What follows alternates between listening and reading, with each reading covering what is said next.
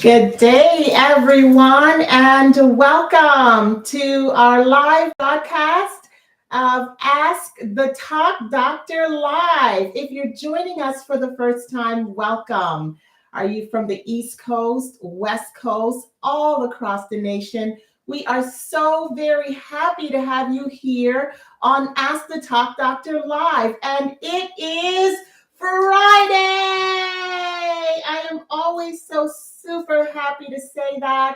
It feels great to know that we made it to the end of another week. And I am grateful that you have gifted yourself this time to be here with us today. So, what exactly is Ask the Talk Doctor Live? Well, it's a weekly show where we broadcast various topics on mental health, wellness, and various things that can help support you in your day-to-day life. We understand that people can be struggling and suffering in this time, and it is very important for us to have a platform like this where we provide you with relevant information, resources, support, and a place where you can just come and be in the moment and allow yourself to just have a space to process things. And today we have a very, very important topic, this being Mental Health Awareness Month.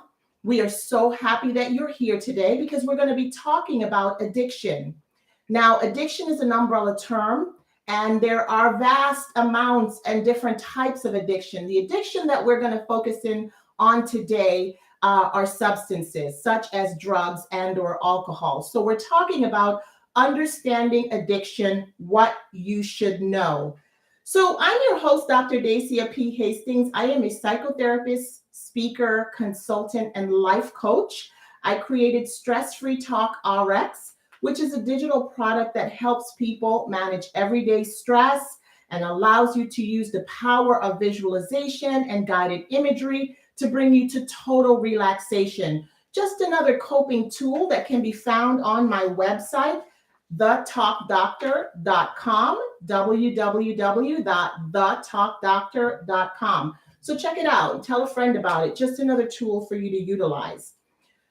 A patient recently said to me that she has been struggling so much these past 2 years and post-pandemic that she has started vaping.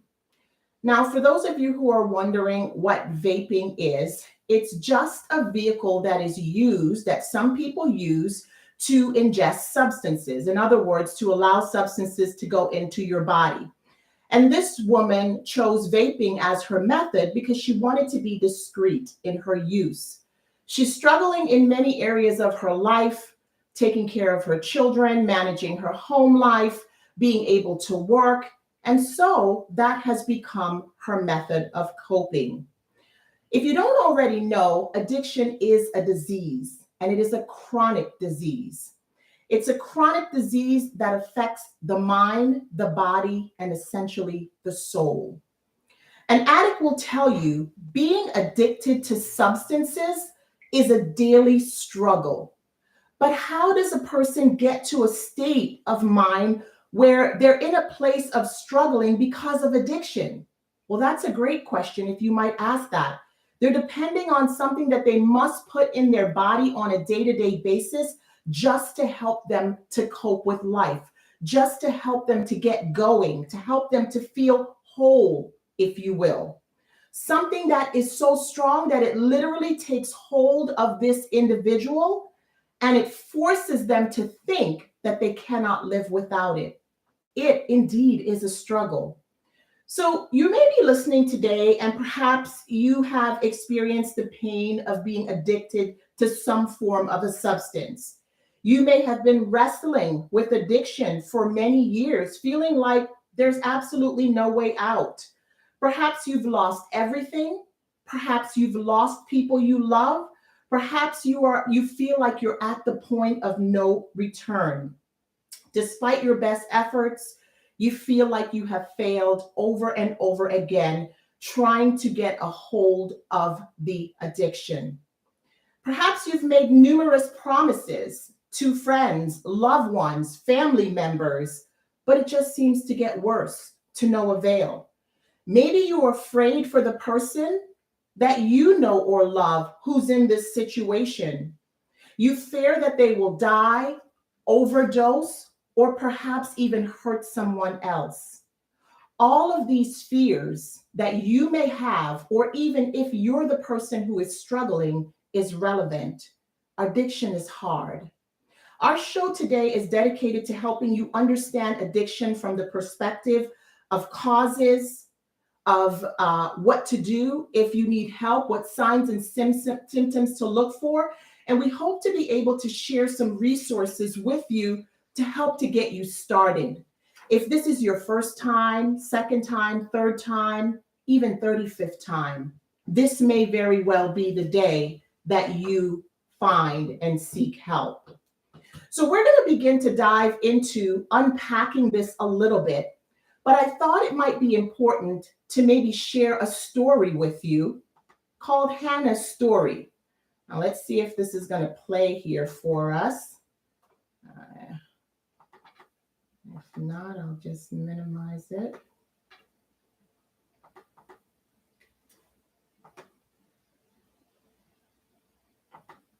Looks like I'm having trouble with this video here. All right. So we'll move past Hannah's story and we'll go on to answering a relevant question here. Sorry that video isn't coming up, but one of the questions that people tend to have sometimes is, what tends to cause someone to become addicted to substances? Substances meaning drugs and or alcohol. And if you've asked yourself that question before, because maybe you're someone who doesn't necessarily know too much about addiction, or maybe you have somebody in your family who have been addicted to substances for years and you have been wondering, how did they get here? What causes this? It's very important for us to know that there's not one answer. There are multiple reasons why someone might get into a space where they're addicted to a substance. And some of the common elements I'll outline for you, one being family history. So if you're a part of a family where you know there are people in your family who have been addicted to drugs and or alcohol, an uncle, a cousin, maybe a mom or a dad, you are more likely to be somebody who might also be at a higher risk to abuse substances. Genetics also has 40 to 60% chance of playing a factor in whether or not you yourself will become addicted to substances. So the genes have something to do with it. Also, our environment. When we look at a person's environment and where they come from, oftentimes it could be availability. Maybe they grew up in a neighborhood that is rampant, where drugs are always there. Maybe it's peer pressure. And oftentimes they find themselves in a space where they're being pressured to try something. Maybe their friends are using. And so a lot of pressure. Oftentimes you'll find this among preteens or teenagers early on who wants to fit in. And so they'll try a certain substance. Loneliness and isolation is also key when we talk about environment, because one of the things that people do, and we know from research that they will do that, is when they're lonely or they feel withdrawn from other people or in a space of isolation, oftentimes they'll turn to substances just to cope. And then there are other factors that go along with that. But one of the key things here for you to also know is that our brain chemistry also plays a role in whether or not we are likely to be addicted to substances. And it's interesting because our brain can be taught certain things. Just like it can unlearn things, it can also learn things. So if you are trying substances early in life, you're beginning to teach your brain to depend on something that you put within your body that it now becomes dependent on. So that's also a factor. And essentially, it's going to change the way that your brain essentially works. So important things to really consider. And another question that you may be asking as well as you are thinking about substances or somebody in your life, you might think to yourself, well, why is one person at a higher risk for drug addiction than someone else? And that too is a great question, because oftentimes You may have tried something before just on an experimental basis and nothing happened. It might have been a one time or two times and you were fine. You went on with your life. But then there were people in your life who tried something, tried it again, and became addicted. Well, it's a great question because we know from research that there are factors that contribute to why one person is at a higher risk than another person. Many of the things I've mentioned before are relevant here as well, but there are also some other factors. People who have been traumatized or in traumatic situations, again, utilizing some form of substance just to help them cope. So maybe you've been in a situation of domestic violence.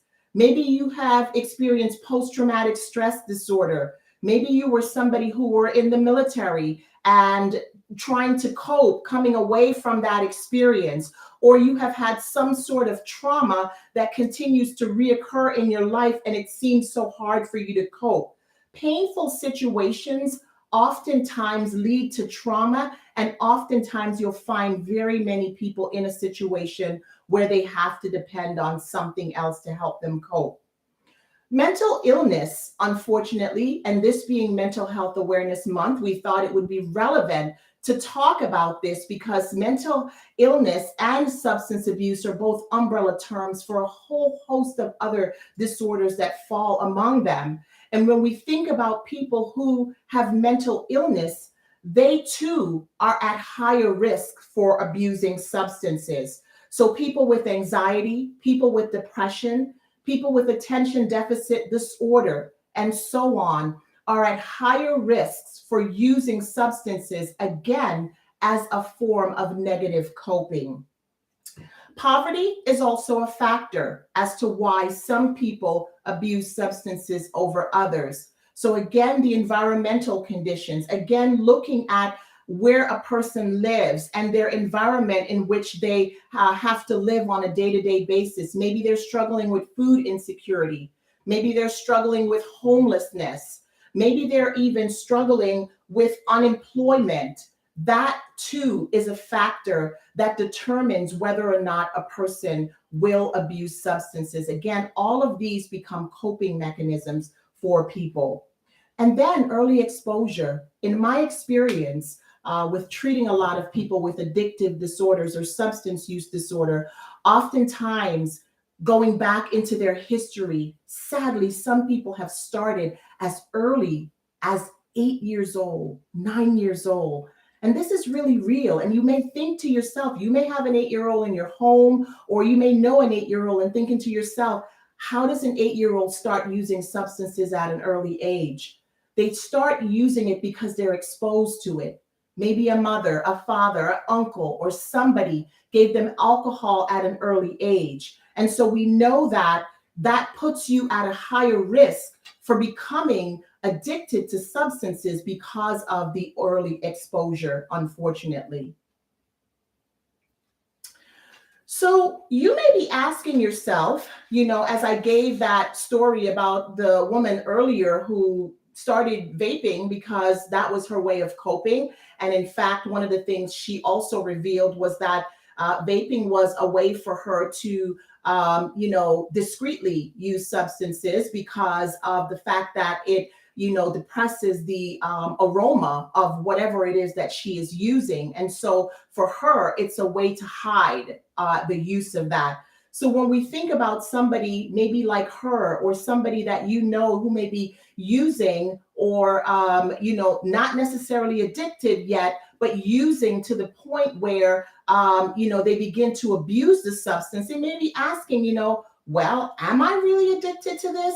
I drink more than normal, or I, use some form of substance to help me cope. Maybe it's pills, maybe it's cocaine, maybe it's even smoking marijuana. And I don't think I'm addicted to it. I just use it to help me cope. How do you know? Well, we've got to go into the signs and symptoms that tells us on a clinical level how that person would know that they are really addicted to the substance. You've got to pay attention to what we call the warning signs. And the warning signs tend to become clear. And unfortunately, what happens with a lot of people, they ignore the warning signs because they don't necessarily want to admit that it has become a problem. But often people in your lives are the ones who will see the signs and notice that something within you have changed, something has shifted. So maybe it's your mood. You have erratic behavior. You're extremely angry sometimes, or acting sort of not yourself.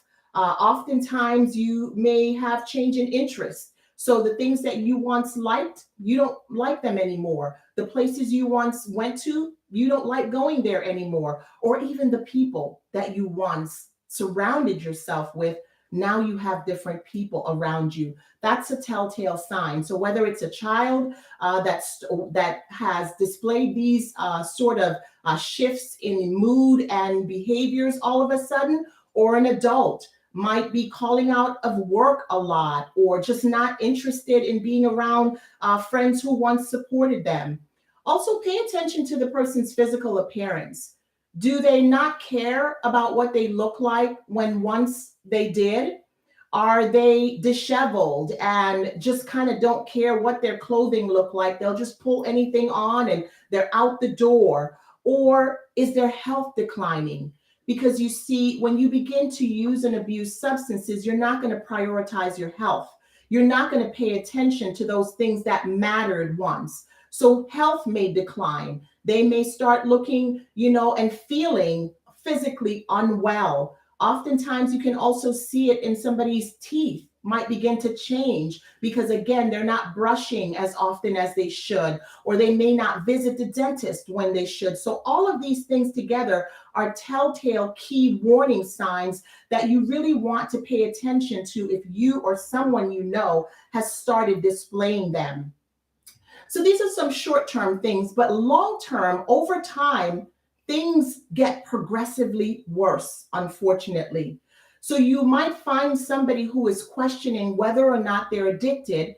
And I must pause to say there's such a thing called denial, because oftentimes people who just began using or have been using, but you're not really sure they are, they may say to you, I've got this under control. This is not a problem for me. But it shows up in such a way that now they're having legal problems. So they may get pulled over for a DUI or DWI, or they may not pay attention to their finances. And all of a sudden, they're having collection calls and legal matters or legal cases against them. Legal problems is a big one.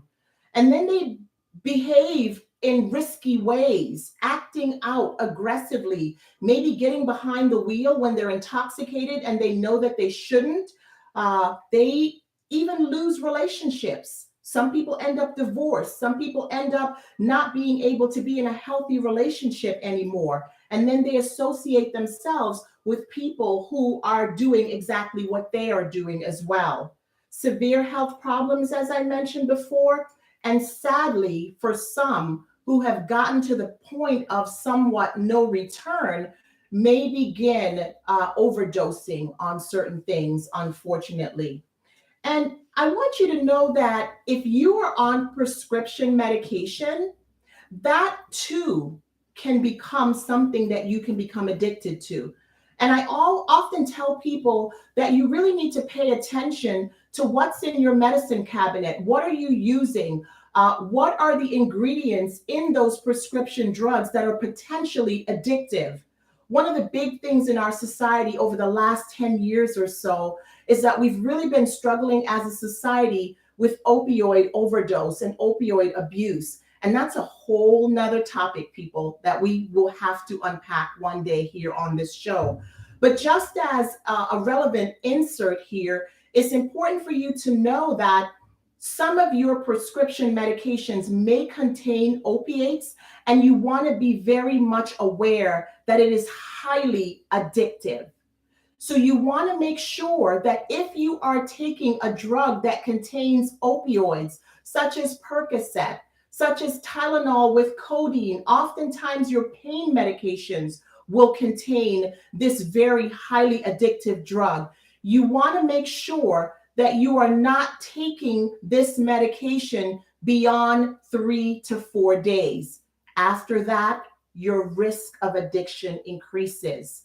We all have to become our best advocates.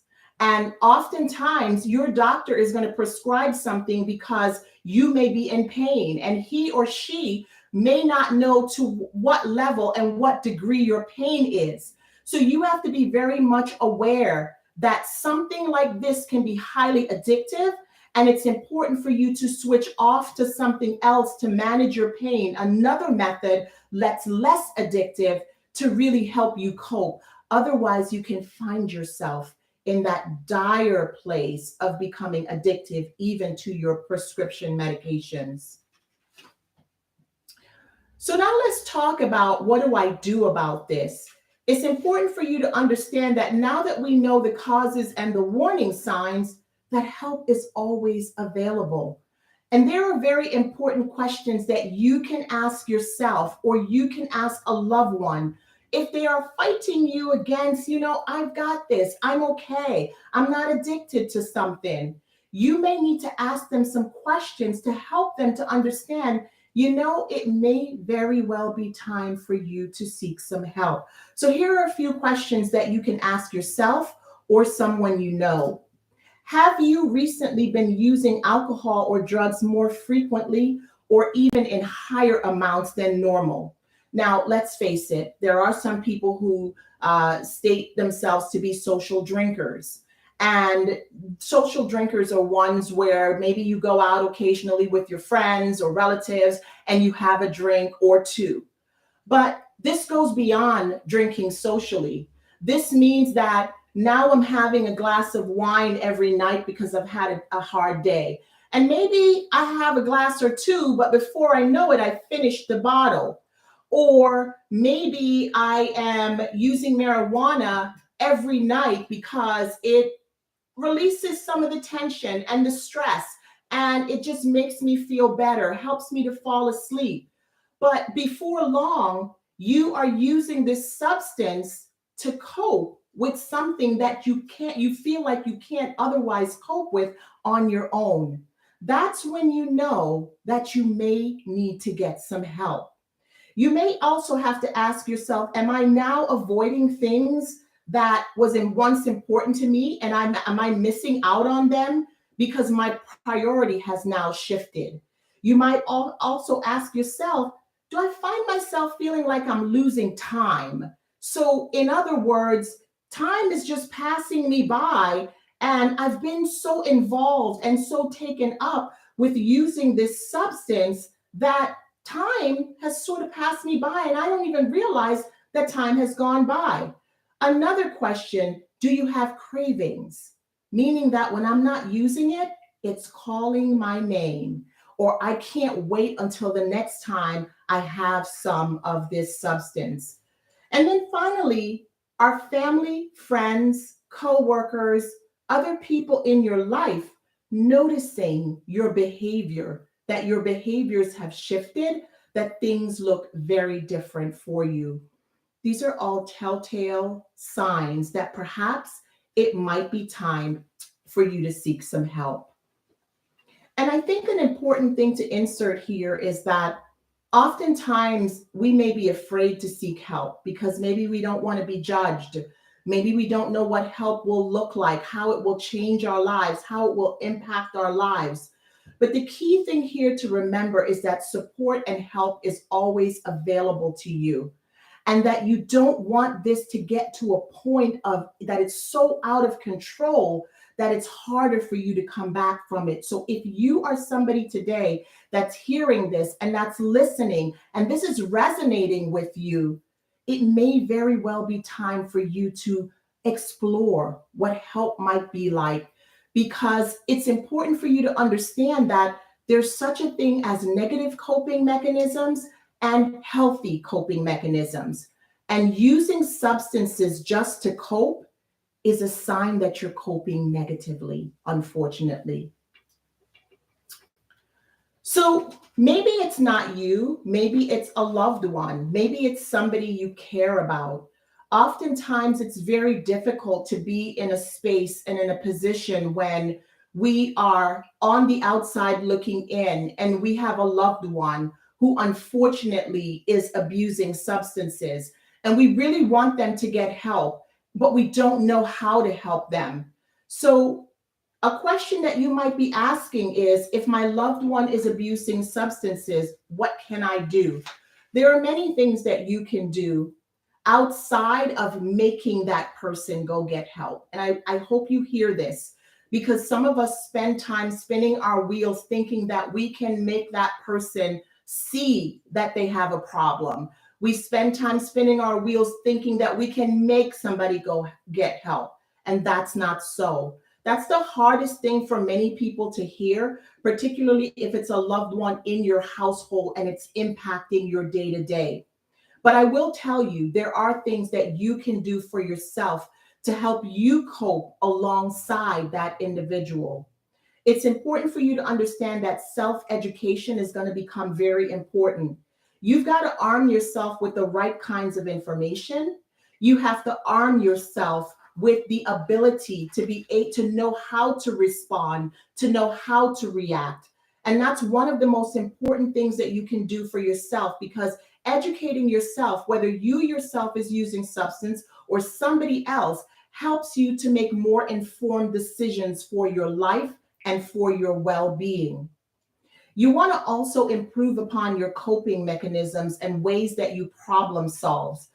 At times, people are going to use substances to cope with stress, as in the woman that I told you about. But the problem with that is you have just compounded the issue, because the problem that you started with, be it stress or be it grief or whatever the case may be, you've now added something else on top of that. Coping negatively compounds your issues. So whether it's your own health or getting help with a mental health professional, and that's often a great place to start.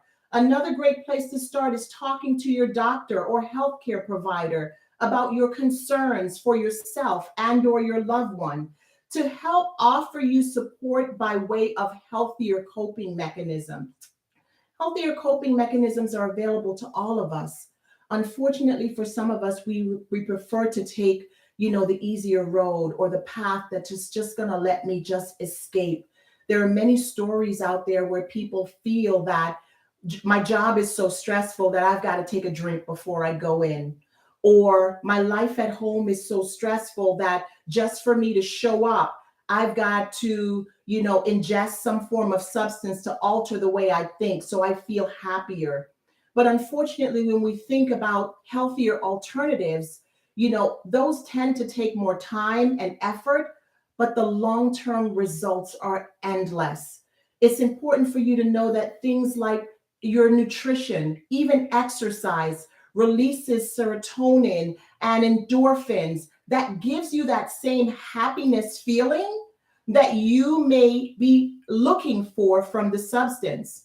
And if we went deeper into what substances tend to do, oftentimes addicts will tell you they are often chasing that original high, because maybe the first time it felt so good, and then they find themselves in a vicious cycle, constantly looking for that high again that unfortunately they never achieve. So they may need more and more and more to cope. And that's how you get yourself into that cycle. So know that healthier coping mechanisms are available. Grow your support network. If you are in a network of people who are all doing the same things, i.e., abusing substances, that's not a network for you, because frankly, like minded people do like minded things. So it's important for you to recognize that you have got to release yourself from that group that may be holding you back from allowing yourself to emerge from this.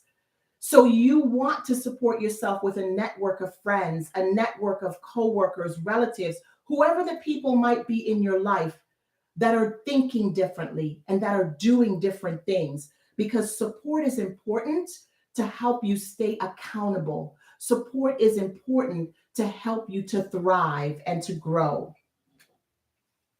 So again, unfortunately, I wish I could share with you Joy's story, but what I'm going to do is I'm going to try to recap it a little bit. And if you get a chance, the source here is Johns Hopkins Medicine. Joy was a correction officer, and her job was so stressful that she allowed herself to begin to take substances just to show up at work. And those of you who have corrections officers in your life, or you've ever been around people who work in a correctional facility, that's one of the hardest jobs that some people have. So Joy was in that situation where she was so stressed out. And not only that, Joy learned to use these substances because her story tells us that everybody else in the facility, most of the correction officers, were using substances as well. So Joy thought it was something that, was a norm. She could do that as well. So she would essentially show up to work high.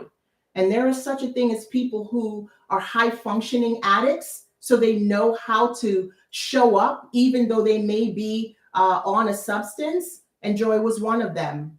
And 30 something years later, Joy found herself in dire straits, trying to get out of this cycle of addiction. Until finally, Joy says in her story that she cried out to God to take it away. It had gotten so painful to the point where she just didn't know what else to do. And when she finally did that, she said help came to her the next day. And she took the help, and her journey didn't end there. She continued to go through the program, the detox, the rehab, until finally Joy got to a place where she began to feel like herself again, and she now helps other people cope who are using substances. She became a peer support counselor. She works in hospital, really helping people understand that they're not alone. Sometimes people have shame associated with using. And to have somebody like Joy to really talk about her journey and her struggles and where she's been and let them know that they can overcome too is a tremendous blessing and support for many people. So when we talk about growing your support network, people like Joy may be available out there that can help you and that can help you not feel like you're so alone. So on my screen, I have some resources, and I want you to really think about how some resources and support can be helpful to you.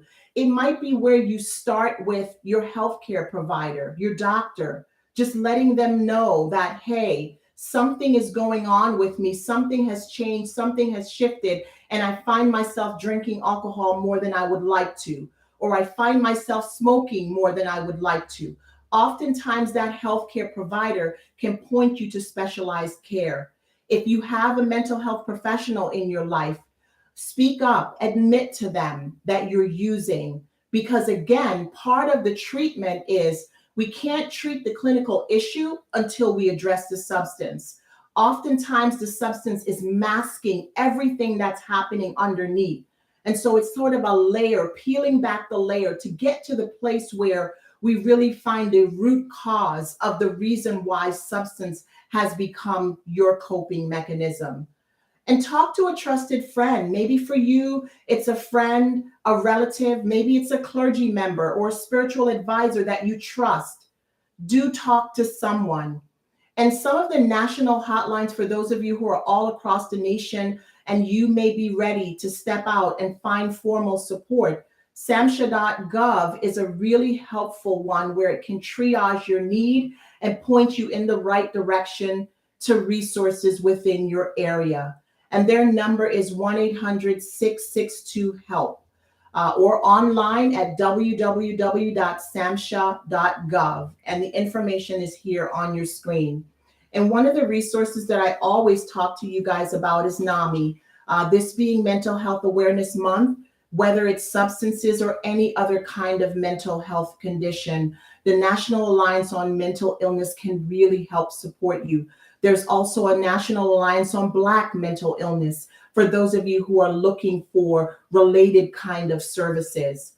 But nevertheless, NAMI's information is 950-NAMI, NAMI. And again, it's a way to really help you to figure out what the best help might be for you. Maybe even reading an article online might resonate for you. Reading somebody else's story might be motivating for you. Nevertheless, these resources are vast and they have different ways of offering you support and help.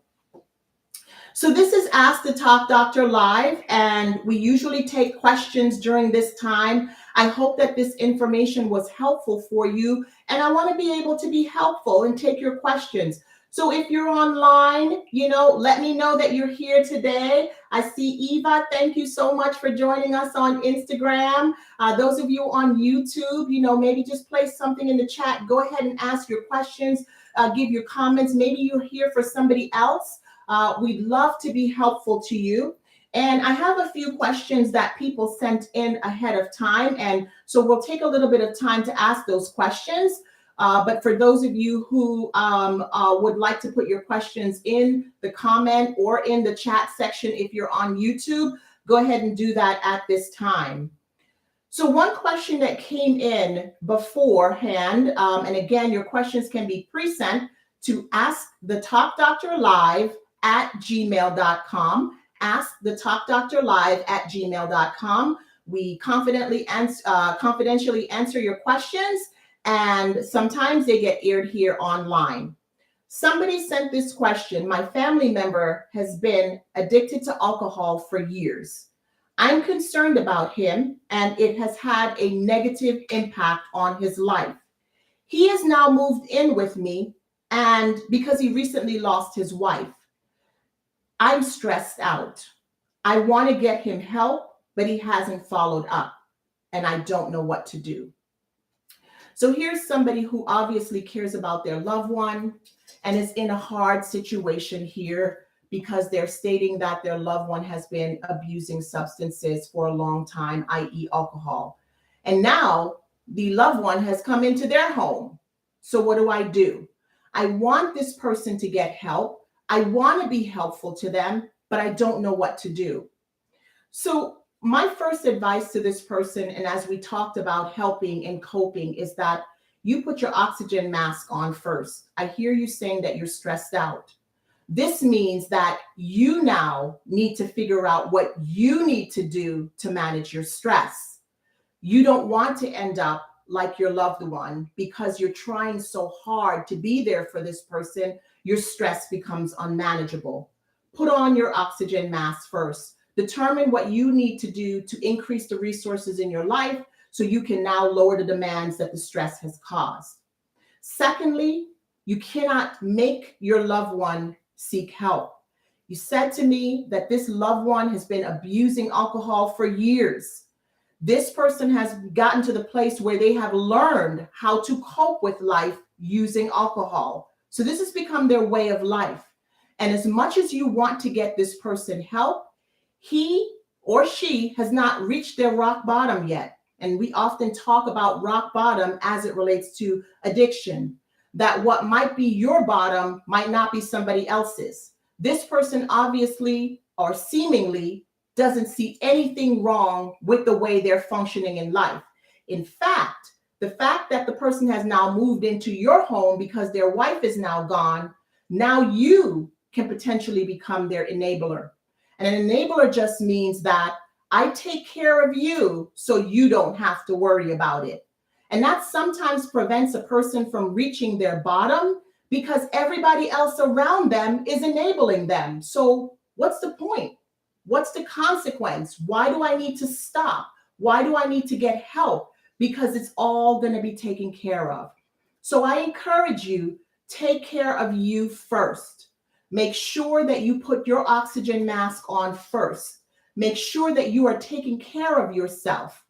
And then you have to set clear, healthy boundaries for this individual. Are you helping them temporarily? Is this a temporary situation, or is he or she going to live with you forever and ever? So you're going to need even more resources in your life if you've taken that person in indefinitely. But you need to set some boundaries and make some clear expectations for the relationship now. that the person understands that I'm not here to be your enabler. I'm here to help you temporarily. Here are some resources. Here's what help looks like. I expect that you will follow up. If you need me to go with you, I can. But if that person continues their behavior, then you're going to have to make a hard decision for your life and for that individual as well. Thank you for your question. I hope that helps. So did anything come in to the chat? We have comments. All right. Thank you, guys. Thank you for that comment. I can't see that comment there that person stated, but yes, indeed. Thank you for that. So I have another question that somebody else sent in that I want to share with you as well. I thought that it was a great one. This person says, can a person become addicted to substances if they only use substances occasionally? Can a person become addicted to substances if they only use it occasionally? I think that's a fascinating question because when we think about the lines between addiction and using, so there's such a thing as using substances, abusing substances, and being addicted to substances. So there are many layers to this here, but this person is asking, well, if I only use it sometimes, can I become addicted?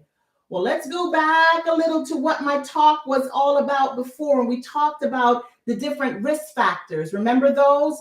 Family, history, heredity, genetics, environment. You have to think about what's in your life that places you at a higher risk.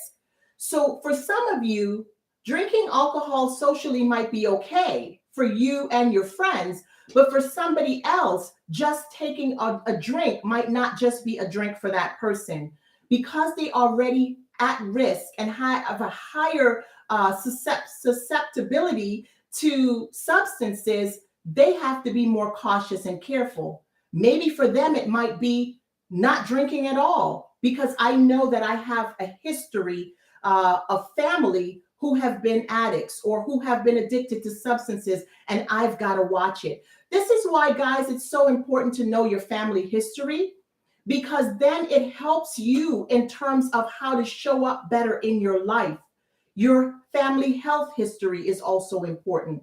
So for this person who's questioning, can I dibble and dabble a little bit occasionally? Will I get addicted? Look at your history, look at your genes, and ask yourself, is it worth it for me to use whatever substances you are experimenting with or using on an occasional basis, even your prescriptions that might have things that are highly addictive within them? You can say to your doctor, hey, I am more at risk for becoming addicted to substances, so I would rather not take this particular drug.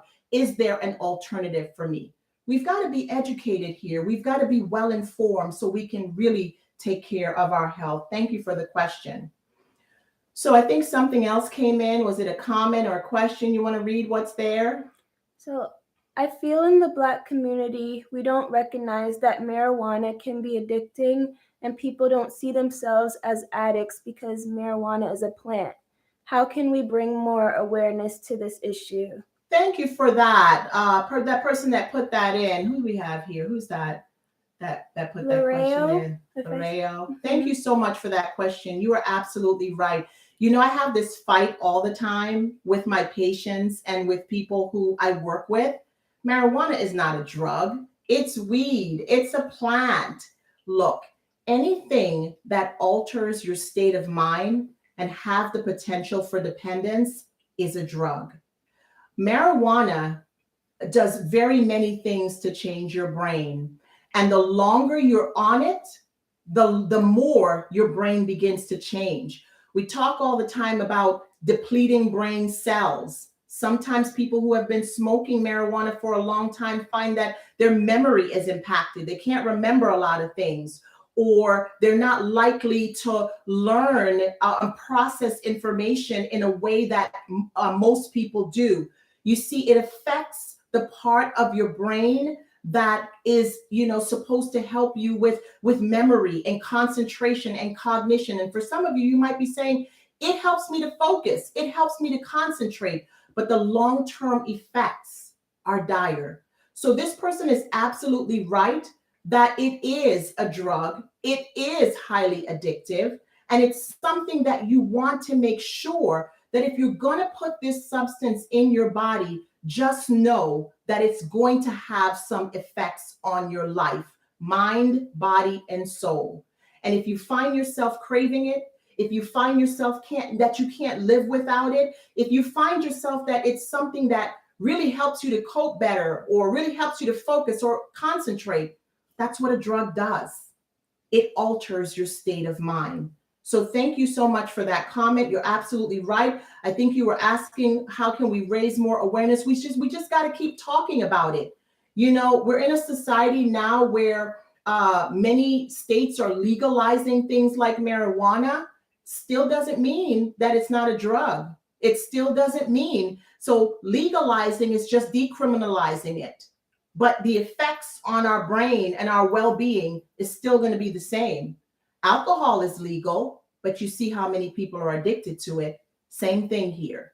Thank you for your comment. We've just got to keep shining the light on, negative coping mechanisms such as these. And though it might be plant-based, and we're not necessarily diving into how many people are using it for medicinal purposes and that what have you. That's not what this show is about today. But I do know that there may be some debates around that. What about those of us who use it as a way, to help us in terms of from a medicinal perspective? And there's that as well. But those forms are regulated. Those may be the ones where somebody is prescribing it and you're on it for short term or whatever the case may be.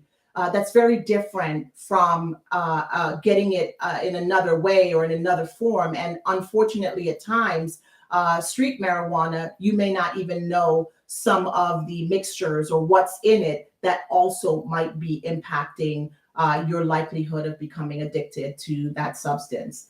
Thank you so much for that. You guys have been great. Thank you guys for showing up here today, for offering your comments, for sharing just your thoughts about this. If you or someone that is abusing substances, I just want to say that it's a hard struggle, but help is available. You're not alone. I say this all the time on this show because I really, really mean that. You are not alone. Help is available. There are many, many people who are in recovery. There's a community of support that's available out there to you. People who were former users, who share their story, who have a message to share with you to let you know that you can overcome this. The idea here is that anything that impacts your life in a negative way is not worth it. And so when you find yourself in a situation where you're constantly in this vicious cycle and you look around you and everything you had and everything and everything you loved is either declining or gone, that's a telltale sign that you need to do something differently. So whether it be as simple as stopping by a church maybe that is holding a meeting that you can attend, an AA meeting, or some form of treatment that is more formal, like a rehab, a detox, you're not alone. There are people there to help. Somebody made a comment. Thank you so much for that comment. I think they shared very good. Yeah. Yes, thank you so much for sharing that. Ralph Waldo Emerson, who's a philosopher, a poet, and an author and an essayist, he summed this up really well. He said, the only person that you are destined to become is the person you decide to be. I love that so much.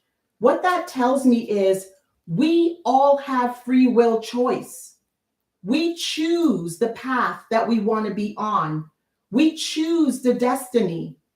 Regardless of where you might be in this life, you can choose. You see, we all have problems and struggles in life. None of us are exempt. It is how we choose how to show up and cope with those problems. The brain can be trained to use healthy coping mechanisms, coping like self-care, Coping like seeing a counselor or a therapist to help you process emotions because maybe you just don't know how to process them on your own, and that's okay. Coping like exercise and allowing myself to feel my best because this problem has taken hold of me. So the thing that I can control is how I allow myself to see it. And maybe exercising might give me the energy that I need to be able to cope. Maybe it's meditation. Maybe it's surrounding yourself with the right kind of people. While others choose to cope by isolating and withdrawal, oftentimes it's going to lead to anxiety, depression, and mental decline. So when things get really, really hard and you find yourself turning to something that helps you ease the pain, that's a telltale sign that you're now depending on something that will only lead to more problems in your life.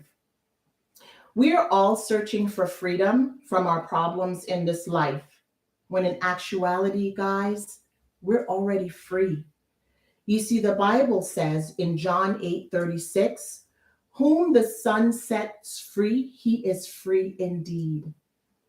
And for me, anchoring myself in that is so important because if I start from the premise of freedom, that I've already been set free, I know that nothing that comes my way, even if I fall flat on my back, just knowing that I've already been set free lets me know that I have a choice and I can make it through whatever situation and trial comes my way. We've got to remind ourselves on a day to day basis that we are truly free, that we are set apart, and that we have everything we need within us to navigate this beautiful life that we have been given, despite the obvious struggles that will come up in life. So, today, my friends, I wish you sweet freedom, freedom from addiction, freedom from distress, and freedom from your pain. Remember, you have everything you need within you to make it through this life. That's all I have for today. Don't forget to like this episode, subscribe to my channel, tell your friends. So many people can benefit from this. And so, you giving it a thumbs up, you subscribing to this channel can really get this across to many people. Send your questions in, askthetalkdrlive@gmail.com. And remember, be well, go forward, put your best foot forward, and I'll see you next time on Ask the Talk Doctor Live. Love you guys so much. Thanks for being here today. Bye now.